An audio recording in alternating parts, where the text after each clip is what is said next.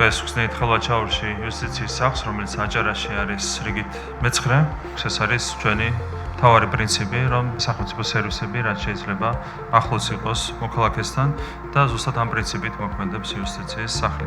მინდა შეგახსენოთ, რომ 2012 წელს ქვეყნის მასშტაბით მხოლოდ 11 იუსტიციის სახლი ფუნქციონირებდა. დღეს უკვე იუსტიციის სახლი არის ხელმისაწვდომი 127 მისამართზე და იუსტიციის სახლები ყოველდღიურად 20,000-ზე მეტ ადამიანს ემსახურებიან. ჩვენი მიზანია ძლიერი და ადამიანზე ორიენტირებული სახელმწიფო. სახელმწიფო, რომელიც უსმენს მოქალაქეებს, ზრუნავს მათზე და ქმნის შესაძლებლობებს. დღეს აჭარის ავტონომიური რესპუბლიკა ვითარდება არა მხოლოდ ინფრასტრუქტურულად, არამედ ინსტიტუციურადაც, პარალელურად მიმდინარეობს მასშტაბური პროექტები საგზაო ინფრასტრუქტურის, სოციალური თუ საგანმანათლებლო მიმართულებებით. ეს არის სისტემური პროცესი, რომელსაც მოაქვს რეალური შედეგები. ეს ხელვაჩაურში ჩვენ უბრალოდ არ გავხსენით შენობა, რომელსაც კარგი არქიტექტურა აქვს.